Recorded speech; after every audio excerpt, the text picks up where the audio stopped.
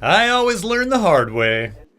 I insisted that Jasmine come and visit my church. I had dreamed that she would like the church and convert to Christianity, and that would have been awesome.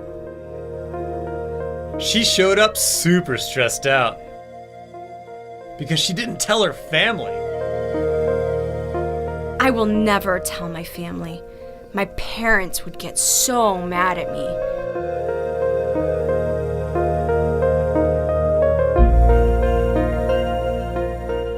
And I was about to die when I saw that she came wearing that hood covering her head, the one she calls a veil.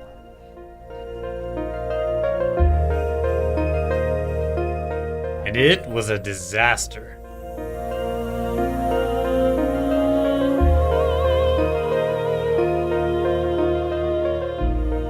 This is stupid. This is against my culture and religion. I've never done this before. Allah, forgive me if what I'm doing is wrong.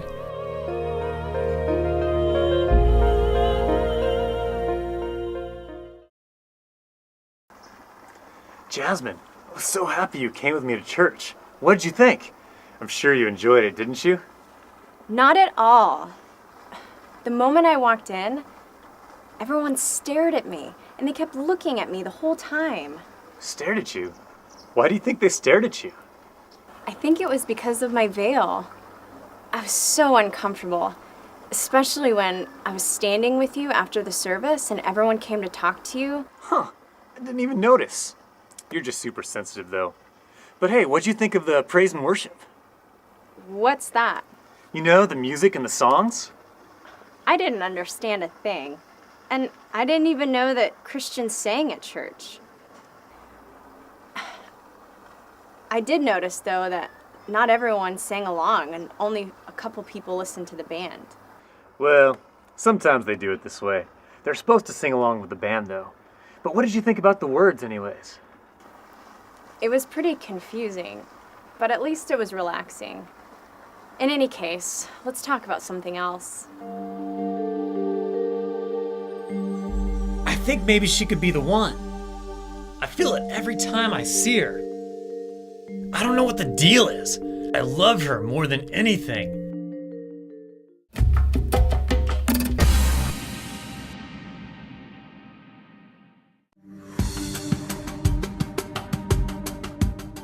Going through MicroPsalm, my eyes were open to many different things about Islam. I had a limited knowledge of Islam, and I think that this just advanced that so much more in such a quick fashion that you were able to expose your mind to something new and to become educated, and therefore I think it is a very beneficial tool for anybody to use.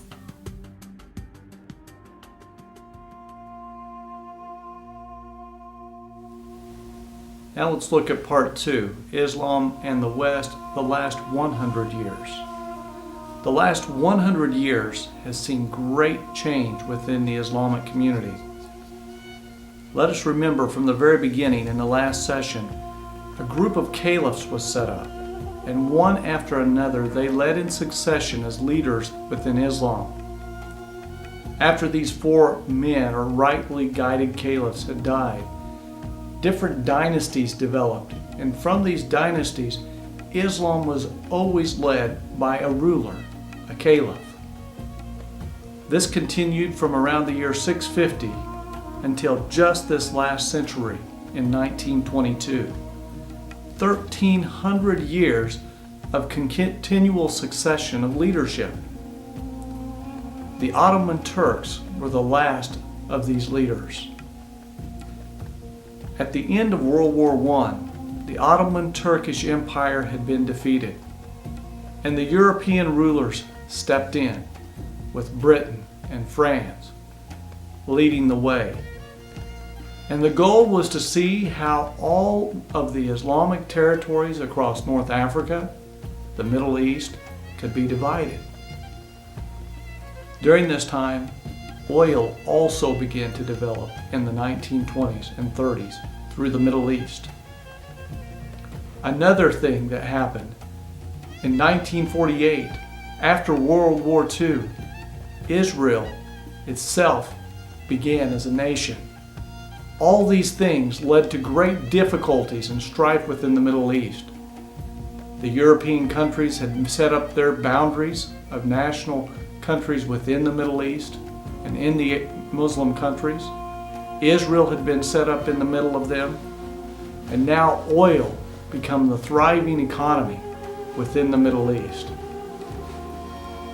Arab nationalism began to develop in the 1950s and in the 1960s. Arab countries and Muslim countries began to develop their own national identity, many times putting them at odds with each other, but especially at odds with Israel as a nation. Then, in 1970s, an Islamic revival began to occur. Fundamental Islamic groups began to sprout up, where they felt that they had been left out by the Arab nationalistic movements. These Islamic fundamentalist groups began to represent the poor masses. They began to develop and create instability within these countries, within the Middle East.